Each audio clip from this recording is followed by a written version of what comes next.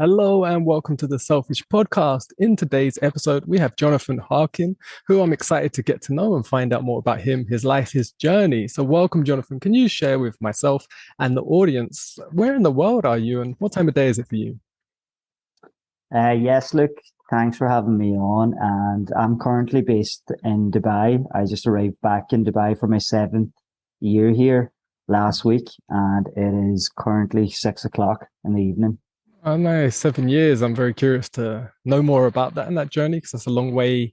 I'm going from Ireland by the accents. It's a long way from there and how that all came to be. But we'll get to that first. I like to go back a lot further with my guests to really get to know them personally and find out about their childhood. So, can you paint me a picture and for the audience, what was life like for you, say, pre 10 years old? Jesus, pre 10 years old. That's a question I've never really been asked, but um, yeah, great childhood. Grew up in the northwest of Ireland in a county called Donegal, in a really rural place called Gweedore. It's an Irish speaking, Gaelic speaking area, but it's literally, and I'm not being biased here, it's literally paradise on earth. You have the sea, you have the islands within a mile of the sea. You can kayak or swim out to the islands. Um, people maybe 60, 70, 80 years ago lived out on those islands and then moved into the mainland. But now you see their grandchildren actually going back out and building houses and making them summer homes because during the summer or when the weather is good, now we don't often get good weather, but when the weather's good, we have the sea, the islands, the green fields, the beaches, the mountains for climbing the mountains. We have one of the highest mountains in Ulster.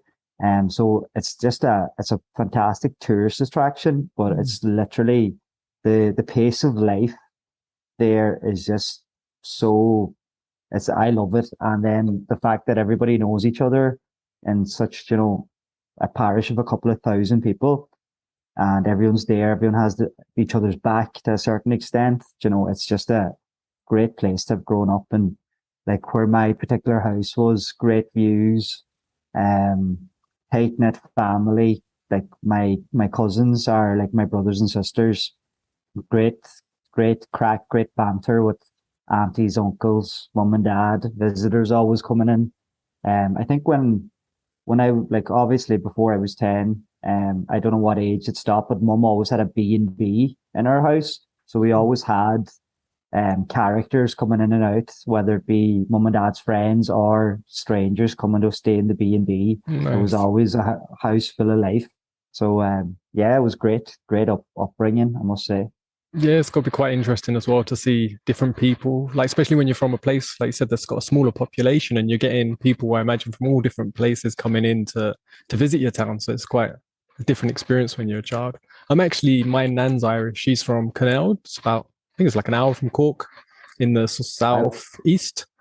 And all my Irish side of the family, humor's a very big part. So when you're saying about the banter and stuff, that seems to be, from what I've seen, a very popular Irish thing. It's a very bonding experience through jokes that I yeah, experienced. But I didn't get to see Ireland a lot. When I was younger, I went there, I think, twice. But I've always wanted to go back and really see more of it because I don't know, such a faint memory. All I remember is green. It's not more than that. Green and some family that were really friendly, but yeah, I really want to see it again one day. What and that's was actually a question I wanted to ask you because I picked up when listening to a few of your podcasts that you said on a couple that you had that Irish connection. So I wanted to ask you, where's that Irish connection coming from?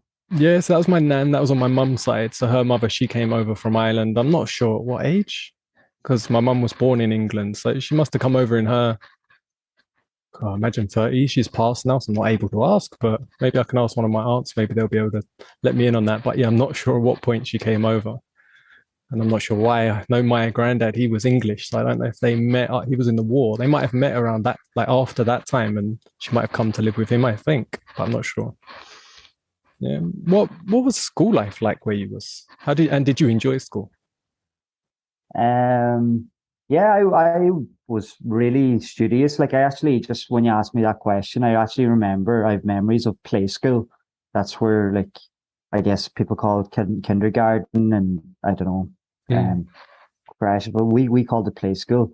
but I do have vivid memories of being there with my cousin, who I consider a brother, and all my friends, and like having a great time there. And it was like in my town or parish, there's 4 or 5 small primary schools. So like now, like say living in Dubai, if you walked into say a grade 1 corridor, there's 130 children. Where in my primary school, you were lucky to get, I'm guessing, maybe 60 to 80 children throughout the whole school. Mm. So classes were very small. So maybe there was six boys and 6 girls in each class running down through the whole school.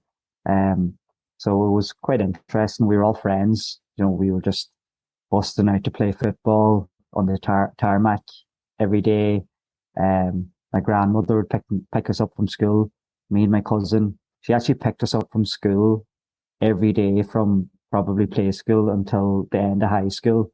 And Oh, could you no. imagine, like at the end of high school, I remember she used to like park her little, granny car in between the 2 buses outside our classroom, and she'd be beeping just to embarrass us because like the high school or the secondary school obviously had all the primary schools coming together, so there'd be a lot more students. And when you're a teenager, you don't want to be embarrassed by family and stuff, and having your grandmother there every day beeping the horn when you're coming out. It's funny now looking back, but it probably caused a bit of embarrassment back at the time. Yeah, no, I remember that, and friends as well when you're in secondary school, and that's like from 13 to 16. I think it's 18 now. But when you're there, and like you said, there's a different feeling in how you feel about others are thinking about you, and you're sort of reflecting on all sorts of judgments and different things. And it's funny how a parent can feel like a source of embarrassment at that time, no matter what they do, really. Yeah. Well, I don't think that the thought of, like, even as adults now, definitely we're always thinking, oh, what do they think of us? We're overthinking and everything. I don't think that immediately hit me when I went into high school, because I remember going into high school, or we call it pobble skull in Irish, and I had a shaved head, like a bear blade shaved head. Mm. And I got the shaved head because I was a big fan of Celtic, and there was Henrik Larsson was playing up front with a shaved head, and there was Bobo Balde playing in defence with a shaved head. So I got a completely shaved head. Is that like razor Um, shaved, like smooth? uh, yeah. Yeah. So like I only seen a picture of myself this summer when I was up with my auntie and uncles for a barbecue, and in later years, Mum told me, I think the teachers asked her, was I sick? Did I have like cancer or something? Like, where's this guy coming with the big bald head? But thank God I wasn't in any thinking of any judgment back then. Yeah. Yeah, for me, it actually came in really early. I remember it was in middle school, but I had a really, you might have heard it on the other podcast, a really weird upbringing. My mum suffered severe schizophrenia, and she was the one, like, we came from a fairly big town. The population was over 100,000, between 100 and 150. And she would be on the streets talking to herself, shouting, sometimes dressed in her nightwear, just walking about. And it was lots of sort of, where my middle school was near to my home. So she would hang around the shops and walk around, and she was begging and doing all sorts of things that were like abnormal. And I had sort of knew that other kids must know that that's my mother.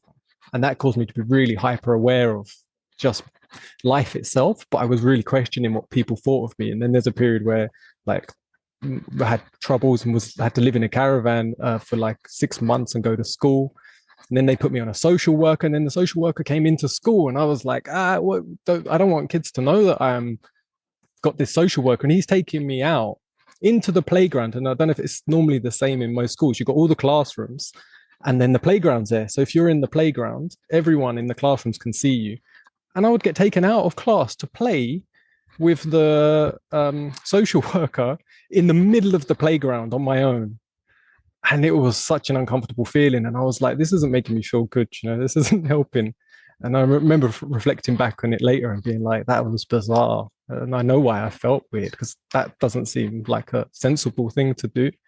But that started from me, like, just really hitting it. Then secondary school was in another borough within the same town, and it was all new people. So I felt like a fresh start, but I was like really conscious of, like, what if they find out this? What if someone from my old school tells them this? So that really was a sort of plague on me when I was younger. It's an interesting story. Like interesting story. I've heard it on a couple.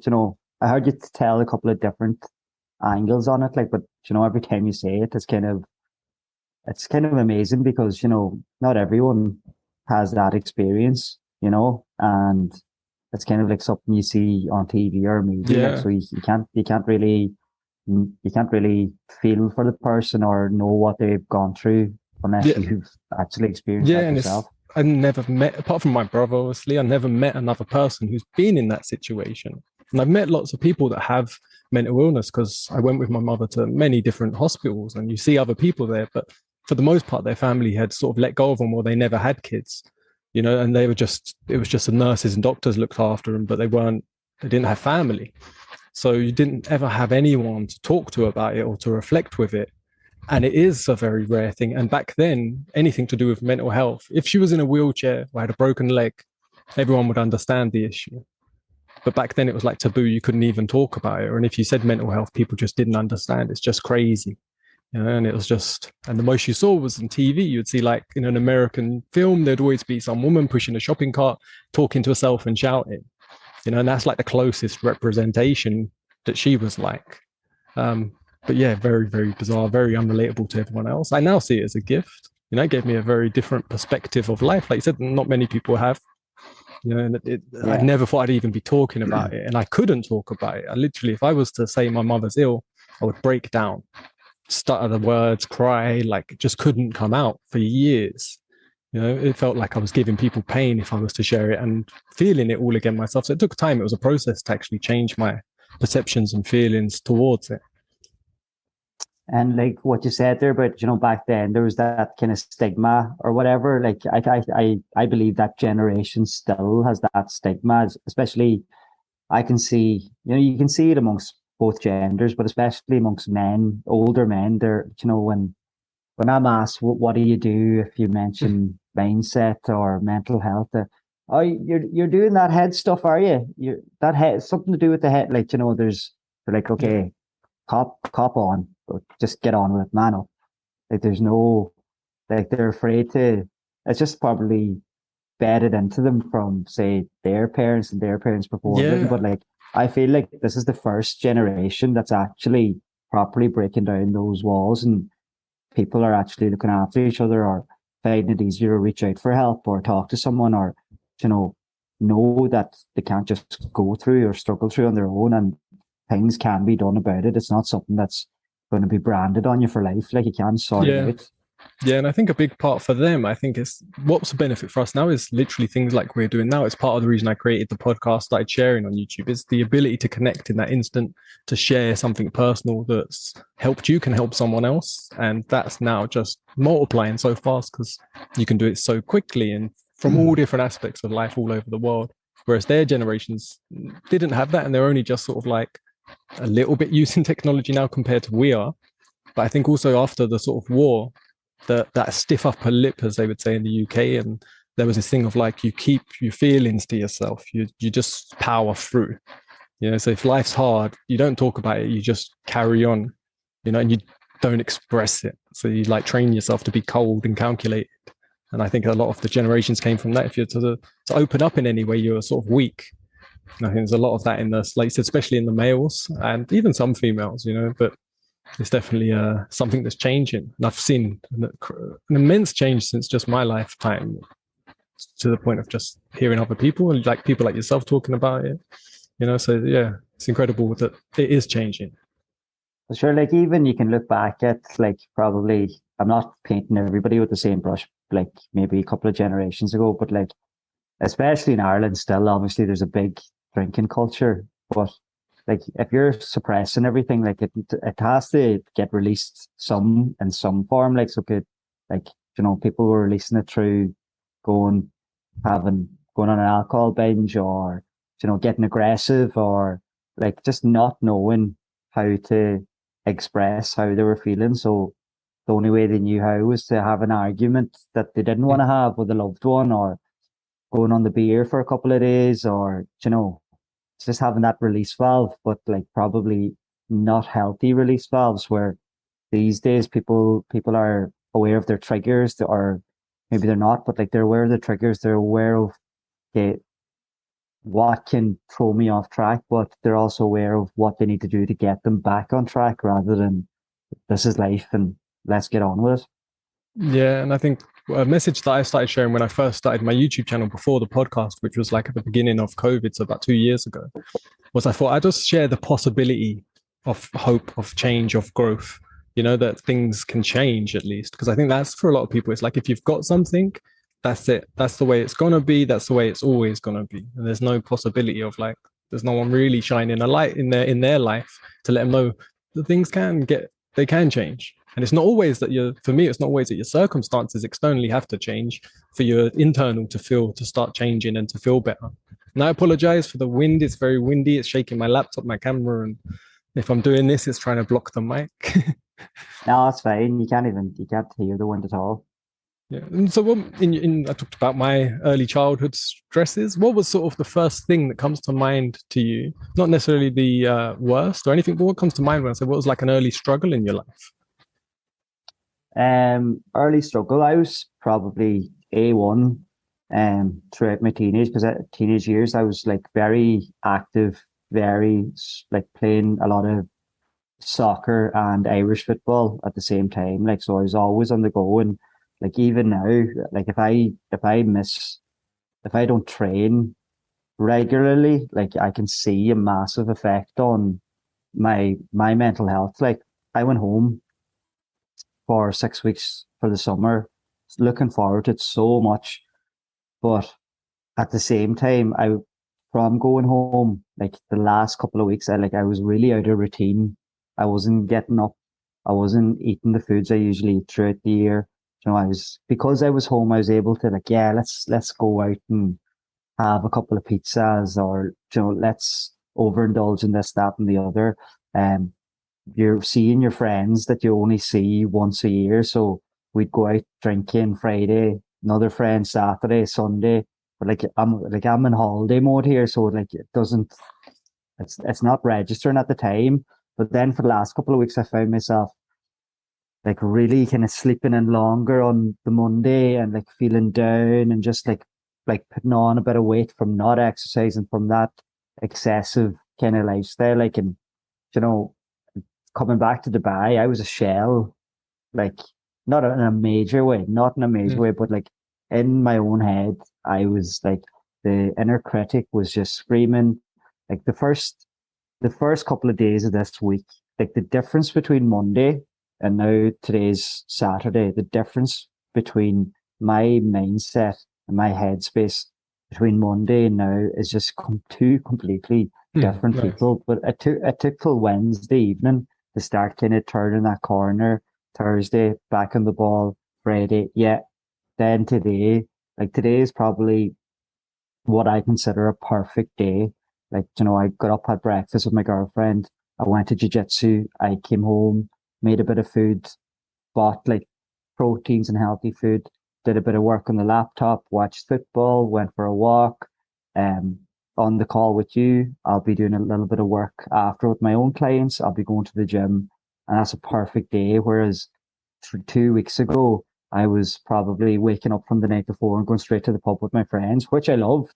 Don't get me wrong, but I just needed to identify that I can't. Maybe I'm just getting old or something. I can't do it anymore. Like it has a negative effect on my body, on my head, and just me overall as a person. Like, so for me to be the best I can be, like I need to kind of nip that in the bud when I'm home. Now I'll be home again and I'll be doing similar again. Like when I meet my friends and stuff, like we will be going out and getting together and having great crack. But it's just knowing where to kind of draw a line in the sand. You don't have to like do every night. You don't have to go out this early. You can eat healthy as well. You can still exercise and just kind of plan for that.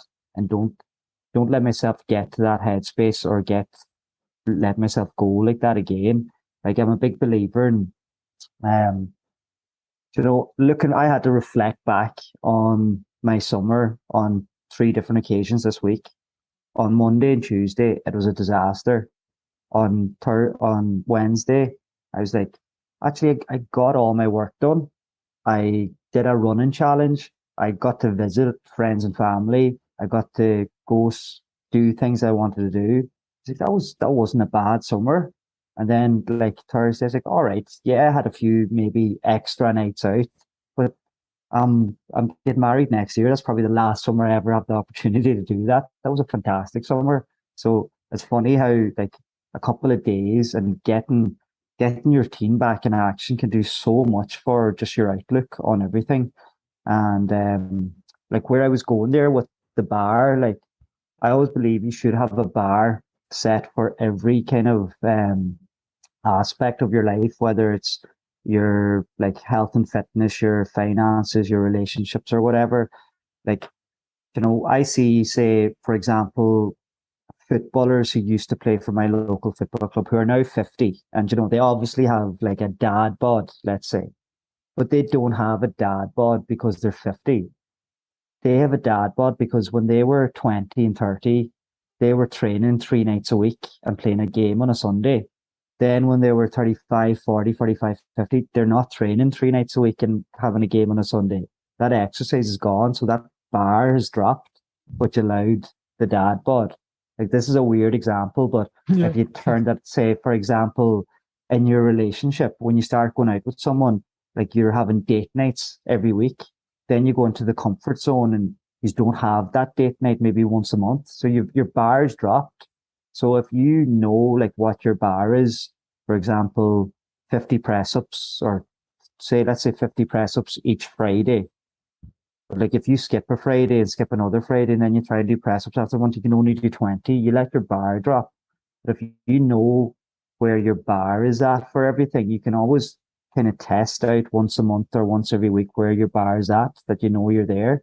You can always push your bar up, but just try not to allow yourself to go underneath that bar. And I feel like that was my kind of learning from the summer. I let myself slip underneath a couple of the bars that I set myself. Yeah, no, it's a good analogy with the bar because I was thinking when you said it as well, like, I don't think it's a getting old thing. I think it's actually a growth thing. You've grown through your journey and what you've done. So your state of awareness is heightened. So when you then lower that state, you feel it more because you're just aware more. So you're able to actually go, right, wait, I feel what this is doing to me. Whereas when we're younger, we can do things and see other people doing things and they're not actually aware that they've been slower for a week, they've been less productive for the days after, they've had arguments, they've had all these obstacles arise that they don't associate with the activities that they've participated in. It's just like I woke up feeling that way today. That's just life, and it's not, whereas it seems you had to say it, whereas you're like, wait, I realized that's because I was here, done certain activities, and I feel here. Like I said, and then because of what you do, you've got the tools and techniques to just bring yourself back into that place that you need to be quicker. Yeah. So I want to know, you said you're in Dubai. I'm really interested to find out the story of how that happened. And I'm really interested to hear a bit about like what the last 2 years has been like. And if you were sort of quarantined in Dubai or what was going on. I know nothing about how they dealt with the situation. But first, can you just share how did you end up in Dubai? And was that a dream, a plan, or spontaneity? That was definitely not a dream or a plan. So my girlfriend, my fiance, at the moment we met each other when we were 13, 14 in the secondary school at home. We live maybe 10 minutes, 15 minutes away from each other. So we started going out with each other then, and we went our separate ways when we were probably 18 or 19. Went to college and whatever. But we kept in touch and we kept in contact. And anytime we were home, we might meet up, different things like that. So we always kept in touch throughout the years. And we were really best mates. And although we might not see each other for a couple of months or whatever, so she rang me one day and she told me that she was going to Dubai to work. And I was just, what is it? Jaw smacked, is it? Or jaw dropped, whatever, Yeah. speechless. Because I was like, right, well, if she's going to Dubai, if I can't get back with her and she's in the same country as me, how am I going to get back with her and she's in a different place, different country? So I was speechless. And then, so for that year, then I started finishing off my teaching degree. what the goal in my mind to go out and teach in Dubai because I knew a couple of guys from my local town who were teaching in Dubai. So I was trying to get a job, nothing happening, and then like the week before the schools opened, I got offered a job in Abu Dhabi, so I just took it, went into that job in Abu Dhabi, and yeah, so I kind of tried to let her know I was in the country, but it took a while to get back in the good books. Let's just say that for maybe a year or two, but then eventually got talking to her properly, and must have said the right things, and we got back together. So we haven't looked back. We've been living together in this particular apartment for the last 4 or 5 years, and we're getting married next summer. Oh, nice. Well, congratulations. And it's a nice story, to meet up so young and to like sort of be back and forth the whole time. And it sounds like you always had a sort of inkling that you wanted something longer the whole time to travel that far to Yeah. sort of make sure you didn't lose her out of your life. So wish you both all the best. And is she a teacher as well? Is that what she went to do? No, she's actually she's a qualified biomedical scientist, and she actually moved out here to take a break from that. So she's working for Emirates, the airline. Mm. So she's been all over the world. She's seen everything from the Great Wall of China to Rio de Janeiro. So what I keep asking her is, when I'm going to travel the world, who's going to come with me? Because she's seen everything. But I'm sure she'll have no problem taking a second story around. You've got someone to show you the best places, so you don't have to avoid some of the mistakes Exactly. you can make on your first travels. Yeah. And so I saw now that you're a mindset coach. How did that come to be? And are you teaching and doing that, or did you sort of transform into that? How did that come to be? It's kind of when I first came out to Abu Dhabi, like I started like through my 20s, like since college, I will just went through like probably waves of struggling. Like I was through my 20s, I was partying a lot, like any other of my friends were, maybe a bit excessive compared to some of my friends, but I was partying a lot, maybe maybe gambling, or not gambling because I was never gambling on a horse for football. I was playing a lot of poker. That was my main vice, like playing poker in the local pubs around home. And it was, to be honest, essentially just to pay my way through my teaching year, because we were getting paid like €30 or €40 a week.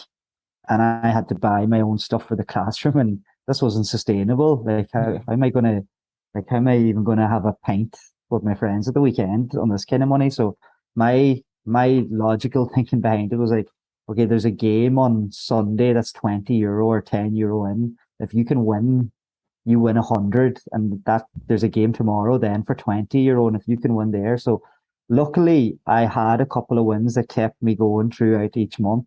But yeah, so like through my 20s, I was like kind of in and out of fitness. I always kind of described myself as, Ricky Hatton, the boxer, Yeah. in terms of his weight. Like I could get in the shape of my life, but then in 2 months' time, I'm blowing up. And there was a lot of stages where I couldn't get out of bed. I'd spend weeks in my bed. Like I was just in a bad place, waving in and out of it. Exercise was a big thing to pull me out of it, but then obviously looking back, like excessive of overeating and drinking and stuff like that, and just where my mind was at, pulled me back into like a dark place. So it kind of Abu Dhabi gave me a new lease. I was back, good shape, playing football, enjoying it, but then kind of spiraled out again, like drinking every weekend with the guys from the football team. And again, that just put me back into a dark place. And a few things happened that year, and it just came to a boil where one night, and like it's funny because I'm almost like, I'm not embarrassed, but or like I can't say like I'm sick of telling the story, because like people kind of be, oh, are you telling that story again? One night, it just everything came to a boil, and like I took myself down to the side of the motorway, and I was thinking to myself, right, you're there's no point you being here because you keep fucking up. So I was like, you're as well to jump out, walk out in front of those. There was lorries passing over and back. And thankfully, I had my football with me, and I just turned around with my football, went back up to my apartment, and that's kind of essentially where my kind of personal development journey started. Luckily, this was at a time, it was close to the summer, so I had something to look forward to. I was going home. I think that was a big kind of decision in my subconscious, because you hear when people are like older people are sick, but they usually hang on at Christmas because they know someone's coming home. They have something to look forward to. Yeah. And like they let go or pass away then early in the new year. Like there's some kind of studies or there's studies behind that.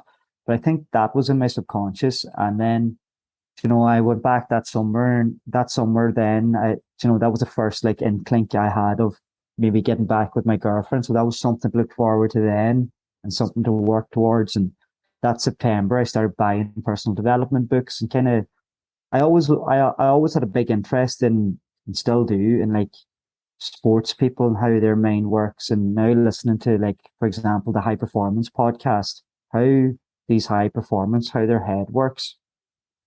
And I guess I try to cop myself on a little bit, but I was still falling back into old habits. Old habits die hard. Like you could say, like in the last 6 weeks in the summer, I was back in old habits, but I was able to I have the tools and techniques now from coaching to be able to pull myself back a lot quicker than leaving myself in a bed for 4 or 5 weeks. But during COVID, then we were locked down here in Dubai in this 1-bedroom apartment, me and my girlfriend. And to be honest with you, like, I know, like, maybe it's not fair saying, because a lot of people struggled during COVID and stuff like that. But I had the best time in my life locked up in this little box of an apartment with my girlfriend. We got in the best shape in our lives. We had great, great nights cooking, watching Netflix, chilling, couple of months. Like, and it was surreal here too in Dubai, because there was massive, huge, like, helicopter nearly sized drones outside your windows, like making sure, like, you had to get permission to go down to the shop by like a text, and it was really militant at the beginning. But then all of a sudden, Dubai was open as long as you wore a mask. Like, Dubai was really ahead of the rest of the world. But during that time, a really, really, really good friend of mine, he rang me. I haven't been speaking to him in years, and he rang me. He was going through a major life crisis, and I was just giving him advice, over WhatsApp Messenger or whatever. And it just came natural. And we were still in lockdown, and my girlfriend was on the couch listening, and she's like, you're giving that dude really good advice. I know you're, looking to transition into a different career. Would you ever consider doing something along those lines? And I guess the algorithm must have picked up on that, because when I was flicking through my phone, like Life Coaching Academy and all these things were coming up, like, immediately. So I like clicked into it, and I did some kind of course that takes, you can do it in a couple of hours. It's, a starter. And from there, it just kind of kicked off. Like, I went and did my accreditation in coaching. I'm just after finishing my master's in NLP. I done a couple of courses through the Royal College of Surgeons in Ireland on the psychology of positivity. So like I'm kind of slowly building up a bank of certificates and accreditations, and going to follow that route. Like, I'm going to constantly learn. I'm looking to do a master's in something to do with positive psychology next year. So it just slowly built up like that. But it's amazing how it just flicked a switch, like, because I'm working with like loads of great people right now. But it's funny, because see, when I'm maybe coaching and whatever realizations they have, a lot of the time, like, first of all, the buzz that you get from doing the session, because the person on the other side, they're leaving like they have something to look forward to. They have goals to hit. But I'm leaving, like, I feel the exact same way. So it's like the two of us are on the same journey. Like, and we are, because I always say to them, their results are my results. If they don't put the work in, I'm getting nowhere. If I don't put the work in, well, they're definitely not getting anywhere. So it's like the two of us have to pull together. But a lot of the times during the sessions, if someone says, for example, oh, do you know what? I need to stop making excuses and I need to get to the gym every morning, whatever. It's almost like they're saying, like, it's almost like it's my head telling me that. Like, if they say, oh, I need to be maybe nicer to my girlfriend and cook her meals twice a week, I'm kind of thinking, are they talking to me? Or maybe I need to dress smarter, or maybe I need to like reach out to more family, or whatever they say. Like, a lot of times I'm taking note. I'm like, I need to do that. And like, people have this kind of perceived thing, like, especially when I was at home, because you know yourself, with a small town syndrome, you'll get a lot of begrudgers.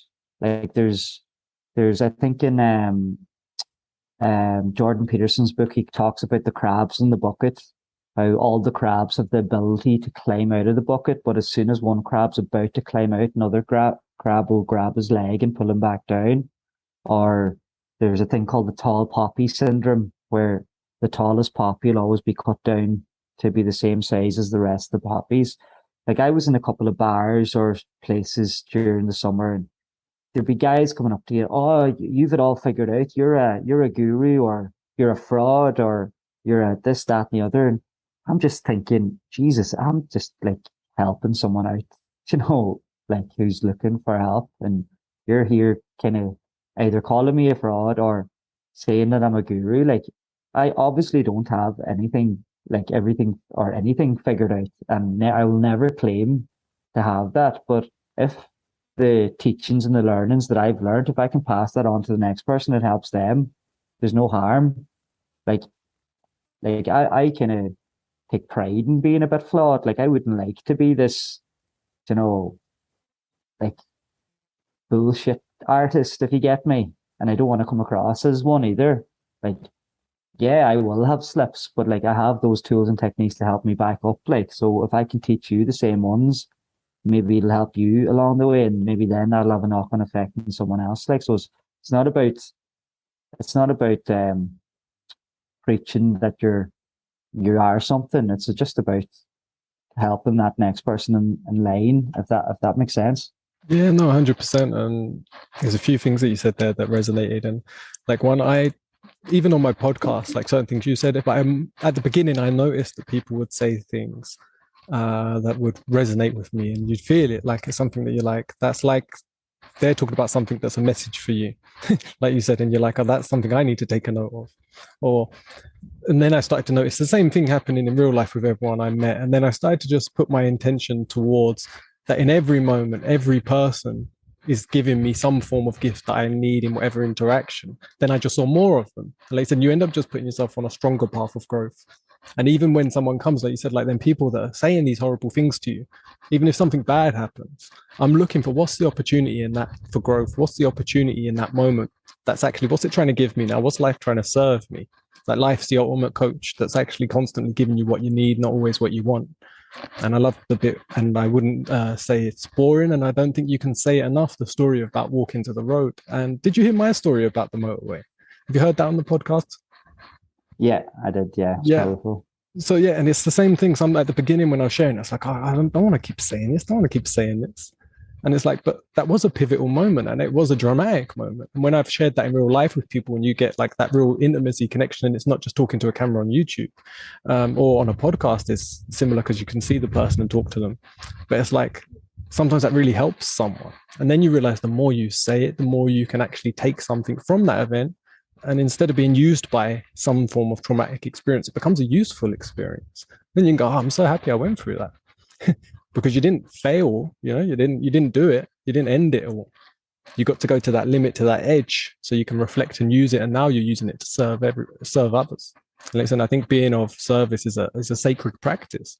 To actually be trying to just put some form of harmony into others selflessly, If you happen to get paid for it, you've got to live, you've got to maintain keeping food, keeping your home, keeping your girlfriend, soon to be wife, in a life that's comfortable for both of you. So you have to make some money. And if you can make that through service, through actually aiding other people in their life to have less suffering, less stress, less pain, then I think that's a beautiful way to live, regardless of what anyone else says. Because a lot of people, like I said, they're just reflecting their own insecurities. But I think also just it's life reflecting to you what you don't need to say to yourself, if that makes sense.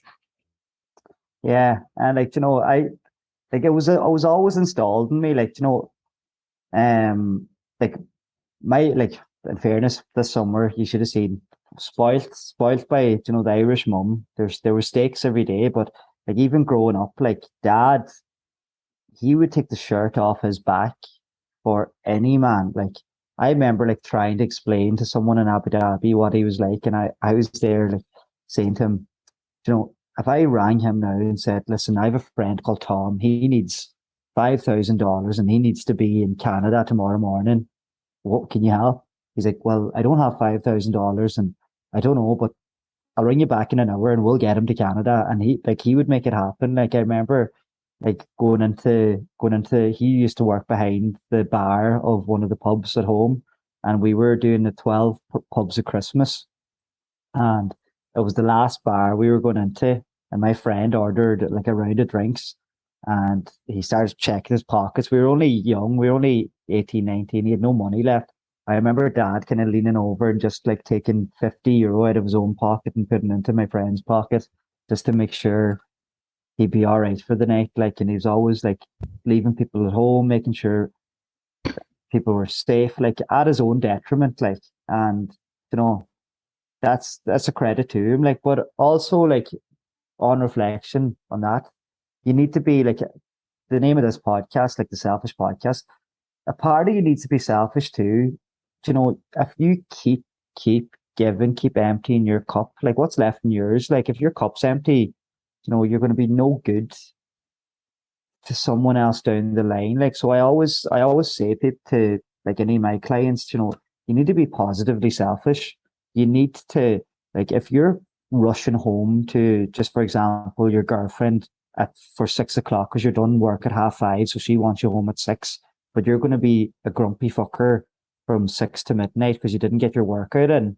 It'd be more beneficial for you to come home at 7:30 after your workout and being the happiest person ever because your cup's full.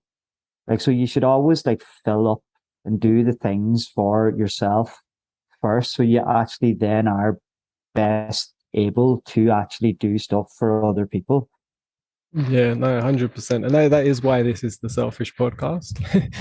and it's something that I struggled with most of my life. Being a carer for my mum from an early age, I became very self-sacrificing in all my own needs and wants, So it was like, that's my number one responsibility. And because my mum had lost her, say, mental health, her physical health, I was always very consciously trying to not get what she had and not become what she was. So it was like I was always trying to eat clean, exercise, diet, but it was always a bit with a whip. I wasn't doing it for myself necessarily. It was like, so I'm more productive for her. So I'm more productive for my partner at the time, just to get things done rather than, you need to get yourself into a good place, into balance, take care of yourself, love yourself, work on yourself to actually enjoy life now rather than fix everyone else and just constantly be chasing other people's traumas and dramas and stress. Yeah, that was a big sort of transition in my life. So it's great that resonates with you as well. And I was just thinking when you said about your dad, my dad doesn't come up that often in my thing, but he was an amazing dad for when he was there. He didn't get custody, he didn't get things, but your experience reminded me what you're saying with yours is there was really sticks out in my mind where it was a summer in England, really, really hot. And the bin men, the people that collect the trash were coming round. And my dad quickly went inside. We was out in the front. He was like cleaning the car or something. And he came out with a tray of like ice cold drinks. And he's going over to all the bin men saying like, have a cold drink, have a cold drink. And I remember just being like, what's he doing? I was really confused, but something felt good, but I was confused. And I was asking him, I was like, why are you giving them a drink? And he goes, it's hot because they're working, because they're picking up our rubbish. And I was like, but no one else is giving them a drink. No one else has come out. And it's like, it doesn't matter what no one else does. It's what you do sort of thing. And then a couple of years ago, he rang me, and at the back of his garden's like a little bit of an alleyway, with like overgrown plants, and he could hear all this rustling there. So he went and got like a baseball bat. He's like, someone's trying to break into the garden. And then he said he was thinking of me and going, don't think of the worst all the time. Just don't think that it's something bad. And he goes, he went round there, he peeped round. He goes, it was two homeless men making a bed in the bushes. So he goes, he went and made some sandwiches and got them a drink and took them some food round there. And he said he did that because of me. And I was laughing and I was like, yeah, but I'm doing things because of what you taught me. And I said it was a funny cycle, but it was, yeah, really interesting. So it just resonated. Sorry, and I interrupted. I think you was about to say something. No, I lost my trail of thought. I was just kind of thinking more stories. Like, Dad's an electrician, and I remember going around with him to like older people's houses, and there'd be jobs for maybe 20, 30, 40, 50 or whatever. And like maybe the older person, like we were there doing a job, trying to pay him, and not. I was a kid. I was like counting how many times. I was like, are you doing this for free or what's the story? He's like, they looked after me, saying when we were growing up, or now it's time to look after the older. I don't know. There was something along those lines, and I thought that was class. Yeah, I think it's really powerful. Like when we're a child, I see some people don't gain the awareness all the time, but the littlest things your parents can do when you're certain ages can be so impactful to your whole life that it can be the subtlest little thing, and it's like can change everything. And you don't realize as the parent, I think for most people, that these little things, how much the child's a sponge and really taking in how you act, how you behave, how you're doing things, the littlest things, and it's some of them things I think that really set in. And again, I'm not giving any stories about mom. If she's watching this, she'd be like, "Oh, I did nothing for you, did I?" Yeah, no. But we're getting near to the end. We'll try to keep this to an hour. I know you've got sessions coming up later. Where can people find you? And like, do you put other content online? Do you have a website? Where's the best place for people to connect with you? The best place for people to connect with me at the minute is Instagram, Jonathan_Harkin. That's you'll find my link tree there, which will give you I have loads of free downloads for resources for anyone going through anything. But I've written a ebook, and it's a free download, and it's just I basically tell kind of my own story, use my own struggles, to link them in with examples of real life of what other people are going through, and there's exercises there for you to work through throughout the book. So it's kind of like an ebook / workbook with using my story as examples. So it's a free download there. And then there's loads of other podcasts I was on and stuff like that. So I also have a Facebook group called Jonathan Harkin Mindset Coach, and as we speak, my website Jonathan Harkin and is underway. It's just being built as we speak. Oh, nice. I'll make sure I put all the links in the description so people can go check out and follow you. I just have a few finishing sort of quick fire fun questions to ask if you have time for them. Do you have time for them? Go for it. Yeah. Is there anything else we missed that you feel like you wanted to get out on this show, or did we cover what you wanted? To be honest, this could be a 2-parter, 3-parter, 4-parter. Like I'm sure we can always do it again, because like there's so many topics that we could delve into and really go into greater detail. So like I'll always be happy to come on and do this again with you. Yeah, I keep that in mind, because I've got a few ideas. I've always got more ideas than I've got sort of tools and actions to actually implement them. I did think, because I've had so many guests that have been amazing in all different aspects, and there's so many that were different coaches. And I was thinking of like maybe doing one where it's actually a group podcast call with a coach that's a mindset, a coach that's a self-love coach, a coach that's to get a few different ones on there, maybe do something like that sometime in the future. So I'll keep you in mind for that if that sounds interesting. And maybe just a one-to-one again, if not anyway, because it's nice talking to you. And for the quick fire questions, if you had to choose one, a cat or a dog? Dog, every day, all day. So you know when you're a dog or cat, but it's just a quick question, isn't it? What's your favorite color? Blue. Nice. The green's in my head, but I said blue. Might be all the green behind me, maybe. And the green heart. Yeah, what's What's your favorite sound or noise?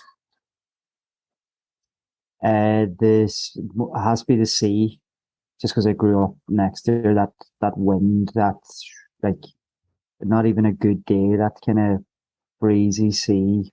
Yeah, definitely. Nice. And what sound or noise do you not love so much? Arguments and shouting, not necessarily arguments, but loud shouting. Just everyone just chill out and let's take it down a notch.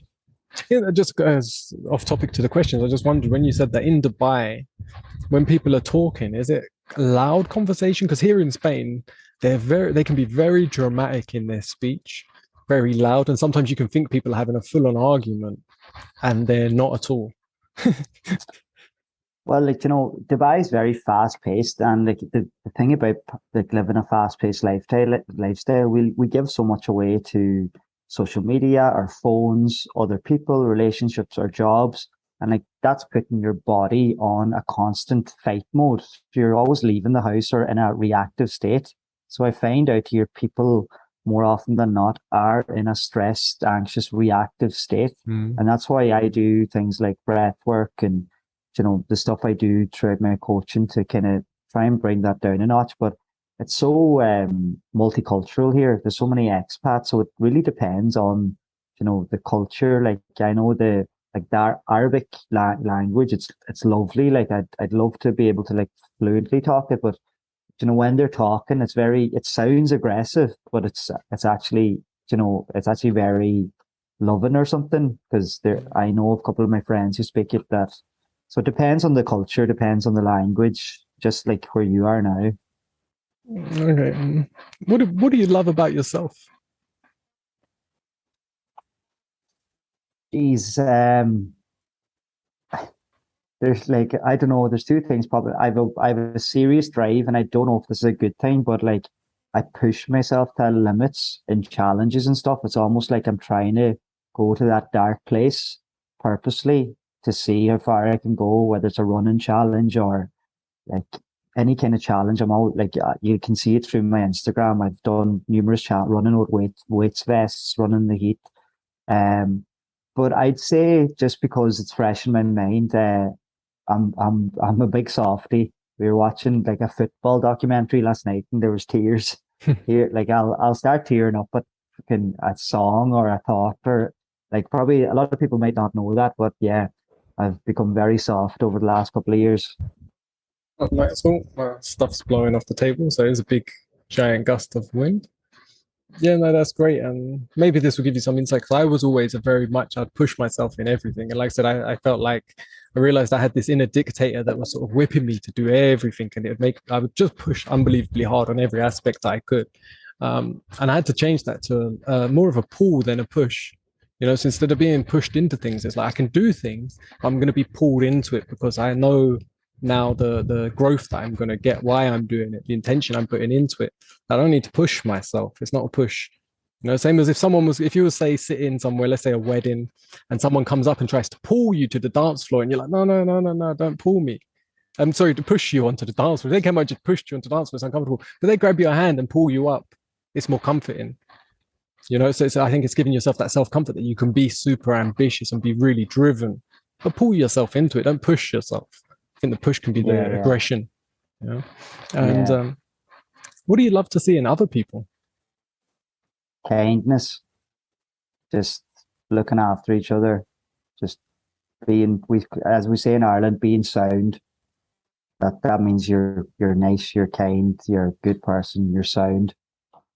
Oh, no, I've not heard that one. I've heard when someone said in England, like, oh, like your sound, and it's sort of like slang, but I didn't realize that's something in Ireland they say to be in sound. I like the be in sound rather than just the way I've heard it in the past.